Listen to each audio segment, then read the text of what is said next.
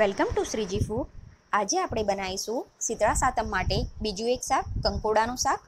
કંકોડાનું શાક ટેસ્ટમાં ખૂબ જ સરસ લાગે છે અને આ શાકને પણ આપણે 2 દિવસ સુધી બહાર જ સ્ટોર કરી શકીએ છીએ, કેમ કે આ કોરું શાક હોય છે અને કંકોડા, પરવળ આ બધા સિઝનલ શાક હોય છે, તો એ લિમિટેડ પીરિયડ માટે જ મળતા હોય છે। તો જ્યાં સુધી એ મળતા હોય ત્યાં સુધી એનો ભરપૂર ઉપયોગ કરવો જોઈએ। તો હવે મેં આ શાક બનાવવા માટે 500 ગ્રામ કંકોડા લીધા છે અને ઉપર જે એનો કાંટાવાળો ભાગ હોય છે એ જ થોડો છોલી લીધો છે। હવે એને ધોઈને કાણાવાળા વાડકામાં કે સ્ટ્રેનરમાં નીકાળી લઈશું અને આ રીતે એને અડધો કલાક રહેવા દઈશું, જેથી બધું પાણી નીકળી જાય। હવે મેં 4 ટેબલસ્પૂન તેલ ગરમ કરવા માટે મૂક્યું છે। તેલ ગરમ થઈ જાય એટલે ગેસની ફ્લેમ સ્લો કરીને 1 ટીસ્પૂન અજમો એમાં એડ કરીશું। કંકોડામાં અજમાનો ટેસ્ટ ખૂબ જ સરસ લાગે છે। 1 ટીસ્પૂન હળદર એડ કરીને આમાં જે કંકોડા આપણે વાડકામાં કાઢીને રાખ્યા છે એ એડ કરી દઈશું।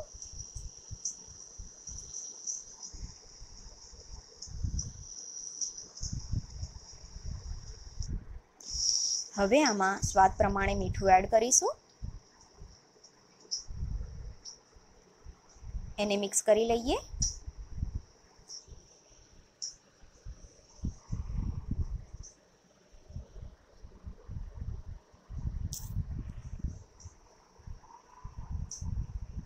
મિક્સ થઈ જાય એટલે એની ઉપર એક થાળી ઢાંકી દઈશું। આમાં થાળીની ઉપર પાણી રાખવાની જરૂર નથી, કેમ કે કંકોડામાં એનું પોતાનું જ મોઇશ્ચર હોય છે, એનાથી જે ચડી જશે। પણ દર 4 થી 5 મિનિટે એને આ રીતે હલાવતા રહેવું અને આ શાક આપણે ધીમા તાપે જ બનાવવાનું છે।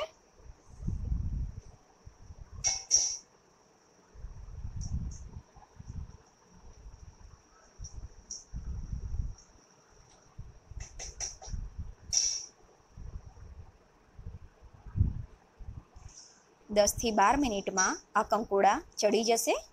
એને એકવાર મિક્સ કરી લઈએ અને ચેક કરી લઈએ કંકોડા ચડ્યા છે કે નહીં। એને આ રીતે તવીથાથી કે ચમચાથી તોડીને ચેક કરી લેવું। હવે એમાં બાકીના મસાલા એડ કરીશું। 2 ટેબલસ્પૂન લાલ મરચું યા તમારા ટેસ્ટ પ્રમાણે, 1 ટેબલસ્પૂન ધાણા જીરું। હવે આને મિક્સ કરી લઈએ।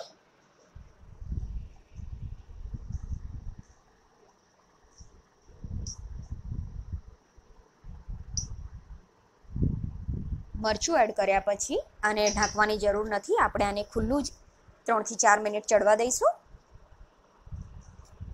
3 થી 4 મિનિટ એ ચડે એ પછી આમાં આપણે થોડો ગોળ એડ કરીશું। મેં 1/2 ટેબલસ્પૂન ગોળનો ભૂકો એડ કર્યો છે। કંકોડા કડવા નથી હોતા, પણ થોડો તુરો ટેસ્ટ હોય એ બેલેન્સ કરવા માટે મેં ગોળ એડ કર્યો છે। ઓપ્શનલ છે, ના ચાહો તો ના એડ કરો। ગોળ એડ કર્યા પછી આપણે આ શાકને થોડું કડક થાય ત્યાં સુધી લગભગ 7 થી 8 મિનિટ ચડવા દેવાનું છે। જો તમારે સોફ્ટ જોઈતું હોય તો ગોળ નાખ્યા પછી 2-3 મિનિટ પછી ગેસ બંધ કરી શકો છો।